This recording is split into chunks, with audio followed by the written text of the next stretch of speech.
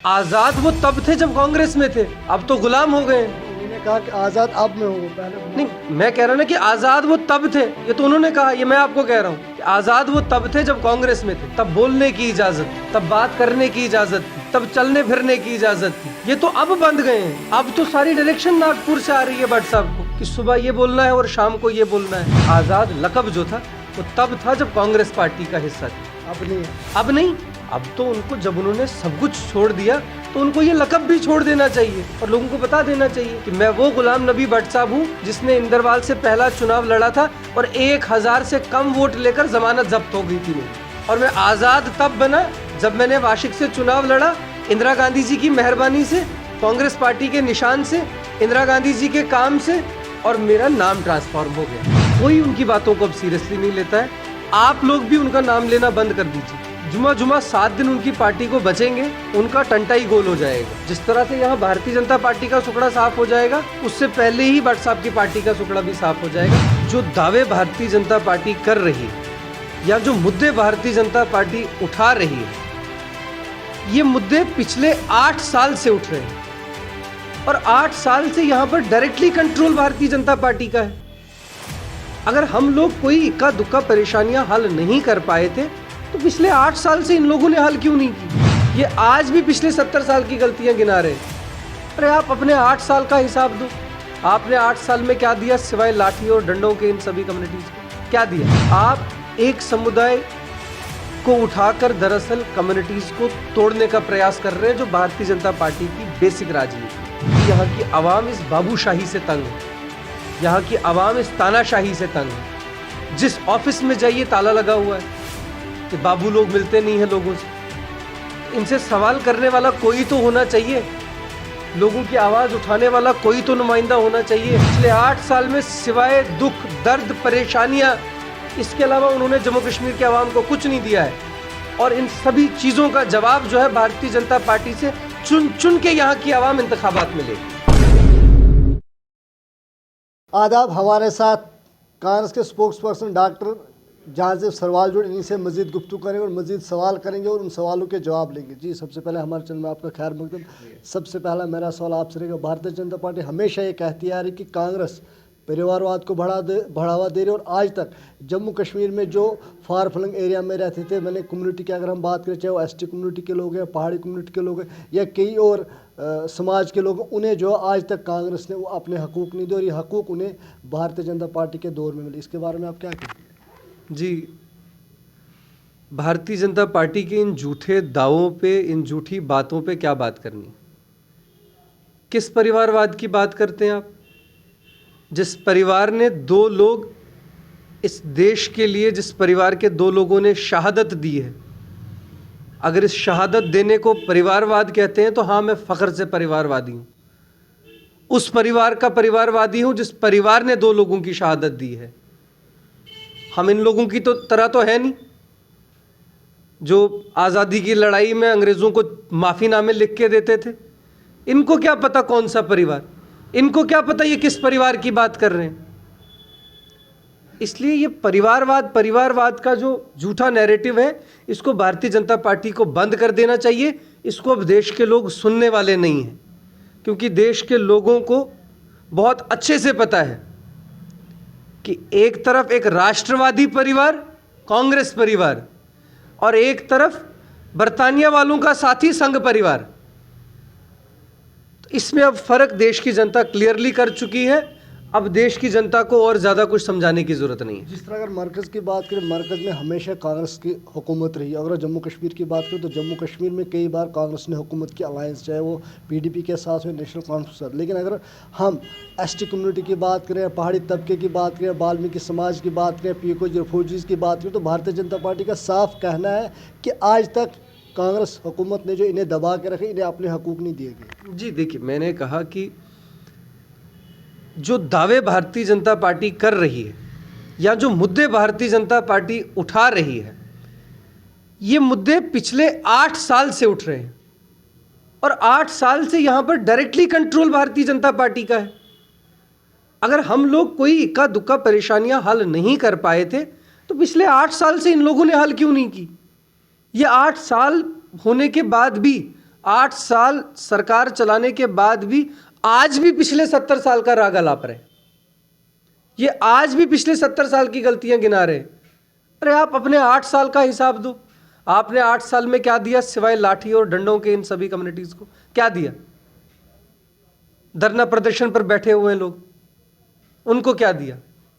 आप एक समुदाय को उठाकर दरअसल कम्युनिटीज को तोड़ने का प्रयास कर रहे हैं, जो भारतीय जनता पार्टी की बेसिक राजनीति है कि समुदायों को आपस में लड़ाओ, आपस में तोड़ो और अपनी राजनीतिक रोटियां सेको। पर कांग्रेस पार्टी इस तरह की ना राजनीति में विश्वास रखती है और ना कभी इस तरह की राजनीति करेगी, क्योंकि हम देश को जोड़ने की बात करते हैं, देश में एकता और अखंडता की बात करते हैं। देश को तोड़ने का काम भारतीय जनता पार्टी का है। तो इसलिए इनके मुंह से ये बातें शोभा नहीं देती हैं कि कांग्रेस ने किसी को दबा के रखा था। दबाने का काम अगर कोई पार्टी करती है तो वो भारतीय जनता पार्टी करती है, कभी अपनी एक एजेंसी का इस्तेमाल करके तो कभी दूसरी एजेंसी का इस्तेमाल करके। आप मीडिया वाले तो इसका दुख दर्द ज़्यादा समझते हैं, आपको भी मालूम है कि कितना दबाने का प्रयास किया जाता है। तो इसलिए इस तरह की बेफजूल बातें जो है ये भारतीय जनता पार्टी के नेता ही कर सकते हैं। जिस तरह इंतखाबात की बात करें तो तमाम पार्टियां जो है वो जल्द से जुलूस करते, रैलियां मीटिंगें कर रही थी। ये इंतज़ार था कि आने वाले टाइम में जो है वो असम्बली इंतखाबात किए जाएंगे, लेकिन इस बीच ये खबर निकल कर आती है कि असम्बली इंतखाबात से पहले जो है वो पंचायती इंतखाबात करेंगे। लेकिन कांग्रेस जो है वो इस बार गुपकार का अलायंस का हिस्सा नहीं बनी। इससे पहले जब भी कांग्रेस ने हुकूमत की जम्मू कश्मीर में, या तो उसने NC का सहारा लिया या PDP का सहारा लिया। इस बार कांग्रेस किस तरह तैयार है पंचायती इंतखाबात और असम्बली इंतखाबात के? जी देखिए, पहली चीज़ तो ये कि कांग्रेस ने सहारा नहीं लिया, आप अलायंस पार्टनर बनते हैं। आप अपनी थॉट और अपनी आइडियोलॉजी के किसी एक पार्टी के साथ मिलके सरकार बनाते हैं लोगों के हित के लिए। किसी का सहारा लेकर आप सत्ता एंजॉय करने के लिए नहीं आते हैं। दूसरी बात जो आपने कही इंतखाबात की, तो इंतखाबात की डिमांड जो है वो सिर्फ सियासी जमातें नहीं, जम्मू कश्मीर की आवाम कर रही है। जम्मू कश्मीर की आवाम ये चाहती है कि यहाँ पर कोई इलेक्टेड रिप्रेजेंटेटिव्स हो, क्योंकि यहाँ की आवाम इस बाबूशाही से तंग है, यहाँ की आवाम इस तानाशाही से तंग है। जिस ऑफिस में जाइए ताला लगा हुआ है, ये बाबू लोग मिलते नहीं हैं लोगों से। तो इनसे सवाल करने वाला कोई तो होना चाहिए, लोगों की आवाज़ उठाने वाला कोई तो नुमाइंदा होना चाहिए। आप मेरी तरफ से भारतीय जनता पार्टी के प्रदेश अध्यक्ष से ये सवाल करिएगा कि आपको चुनाव से इतना डर क्यों लग रहा है। अगर आप कहते हैं कि हमारी तो ज़मीन साफ है, हम तो काम कर रहे हैं, हम तो लोगों की आवाज़ उठा रहे हैं, तो आइए ना मुकाबले में चुनाव करवाते। चुनाव क्यों नहीं करवा रहे? चुनाव कौन करवाएगा? चुनाव मरकज़ कराएगी, और मरकज़ में भारतीय जनता पार्टी बैठी हुई है। इसीलिए मैंने कहा कि सवाल उनसे बनता है कि चुनाव करवाइए। इतना डर किस चीज़ का? मुझे लोगों को भी समझना है कि किस चीज़ से डरती है भारतीय जनता पार्टी। जवाब एक ही है, करारी हार से, करारी शिकस्त से। क्योंकि उनको पता है कि पिछले 8 साल में सिवाय दुख, दर्द, परेशानियां, इसके अलावा उन्होंने जम्मू कश्मीर के आवाम को कुछ नहीं दिया है। और इन सभी चीज़ों का जवाब जो है भारतीय जनता पार्टी से चुन चुन के यहाँ की आवाम इंतखाबात में लेगी।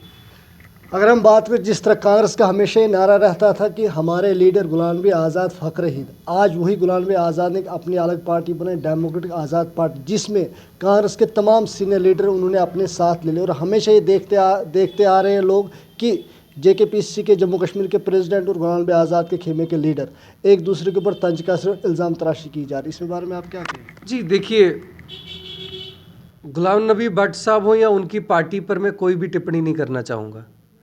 पर हाँ, जो आप कह रहे हैं कि कांग्रेस पार्टी के सभी सीनियर लीडर्स, तो ये एक गलत स्टेटमेंट है जिसको मैं करेक्ट कर लूँ कि कांग्रेस पार्टी के कुछ लीडर्स, कुछ नहीं, तमाम जितने भी सीनियर लीडर, चाहे वो JM सुरूड़ी हो और वानी साहब हो, जो मजीद वानी है, और कई लीडर हैं। नाम आप भी 2 का ही ले पाए और कह रहे हैं सारे लीडर्स। मैं यहाँ पे 14 गिना लेता हूँ सीनियर लीडर्स जो यहीं पर हैं, मैं 50 बता देता हूँ जो यहीं पर है। ताज मोहिद्दीन में और भी कई सारे। नहीं, आप एक भी डिस्ट्रिक्ट प्रेसिडेंट का नाम ले लीजिए जो गया, आप एक भी ब्लॉक सदर का नाम ले लीजिए। कांग्रेस पार्टी कांग्रेस कार्यकर्ताओं में बसती है, कांग्रेस पार्टी कांग्रेस ऑर्गेनाइजेशन में बसती है, कांग्रेस पार्टी लोगों में बसती है, इन लीडरों में नहीं बसती। ये लीडर सिर्फ एक हवाबाजी थे और कुछ नहीं था, सब टेंटेड फेसेस थे जो गुलाम नबी भट्ट साहब के सहारे चल रहे थे। मैं आपसे जानना चाहूँगा बार बार, पहले आप कहते थे गुलाम नबी आज़ाद, लेकिन अभी मैं आपके मुंह से सुना गुलाम नबी भट्ट साहब, आखिर ऐसा क्यों? आज़ाद वो तब थे जब कांग्रेस में थे, अब तो गुलाम हो गए हैं। उन्होंने कहा कि आज़ाद अब मैं हूँ, पहले गुलाम नहीं, मैं कह रहा ना कि आज़ाद वो तब थे, ये तो उन्होंने कहा, ये मैं आपको कह रहा हूँ कि आज़ाद वो तब थे जब कांग्रेस में थे, तब बोलने की इजाज़त थी, तब बात करने की इजाज़त थी, तब चलने फिरने की इजाज़त थी। ये तो अब बंद गए हैं। अब तो सारी डायरेक्शन नागपुर से आ रही है भट्ट साहब को कि सुबह ये बोलना है और शाम को ये बोलना है। बीजेपी आईटी सेल की तरफ से मसाला लिख के आता है कि सुबह से शाम तक कांग्रेस के खिलाफ बोलते जाइए, बोलते जाइए, बोलते जाइए, वरना तनख्वाह बंद हो जाएगी। तो आज़ाद कहाँ से रहे, अब तो गुलाम हो गए। तो इसीलिए मैंने कहा कि आज़ाद लक़ब जो था वो तब था जब कांग्रेस पार्टी का हिस्सा थे, अब नहीं है। अब नहीं। अब तो उनको जब उन्होंने सब कुछ छोड़ दिया तो उनको ये लक़ब भी छोड़ देना चाहिए और लोगों को बता देना चाहिए कि मैं वो गुलाम नबी भट्ट साहब हूँ जिसने इंदरवाल से पहला चुनाव लड़ा था और 1000 से कम वोट लेकर जमानत जब्त हो गई थी मेरी। और मैं आज़ाद तब बना जब मैंने वाशिक से चुनाव लड़ा, इंदिरा गांधी जी की मेहरबानी से, कांग्रेस पार्टी के निशान से, इंदिरा गांधी जी के काम से, और मेरा नाम ट्रांसफॉर्म हो गया। गुलाम नबी आज़ाद के साफ साफ कहना है कि जम्मू कश्मीर में जब भी कांग्रेस इक़्तिदार में गुलाम नबी आज़ाद मिला और गुलाम नबी आज़ाद की नेतृत्व में कांग्रेस जो है वो दौड़ पड़ी। कि मैंने आपको कहा कि मैं उनकी बातों को अब सीरियसली नहीं लेता हूँ। ना कांग्रेस पार्टी का कोई नेता लेता है और ना कांग्रेस पार्टी का कोई वर्कर लेता है, कोई नहीं। हकीकत बता रहा हूँ आपको, कोई उनकी बातों को अब सीरियसली नहीं लेता है। आप लोग भी उनका नाम लेना बंद कर दीजिए। जुमा 7 दिन उनकी पार्टी को बचेंगे, उनका टंटा ही गोल हो जाएगा। जिस तरह से यहाँ भारतीय जनता पार्टी का सुकड़ा साफ हो जाएगा, उससे पहले ही भट्ट साहब की पार्टी का सुकड़ा भी साफ हो जाएगा। भारतीय जनता पार्टी तो ये कह रही है कि 50 पर हमारा नारा और हम लेके रहेंगे। नहीं देख, मैंने आपको कहा कि नारा देने से क्या होता है। नारा तो उन्होंने दिया था 15 लाख सबके खाते में आएंगे, आ गए। 2.5 करोड़ नौकरियां प्रतिवर्ष आएंगी, आ गई। 80,000 करोड़ का पैकेज जम्मू कश्मीर में ऐलान करके गए थे मोटा भाई, हाथ हिला के, आ गए। 10 लाख का सूट बूट पहन के प्रधानमंत्री जी 70,000 करोड़ का वादा करके गए थे, आ गए। इनके वादे और नारों पे मत जाइए, ज़मीनी हकीकत आपको आने वाले इंतखाबात में पता चल जाएगी। जिस तरह अगर भारत जोड़ो यात्रा की बात करें तो आने वाले टाइम में जनवरी की अगर हम बात करें तो यहाँ जो है वो राहुल गांधी पहुँच रहे, तो किस तरह की तैयारी चल रही कांग्रेस की तरफ से? राहुल गांधी जी की यात्रा के लिए लगातार मीटिंग्स कांग्रेस पार्टी के सभी लीडर्स कर रहे हैं। पूरे दमखम के साथ, पूरे जोश के साथ कांग्रेस पार्टी का एक एक कार्यकर्ता माननीय राहुल गांधी जी का जम्मू कश्मीर में इस्तकबाल करने के लिए तैयार है।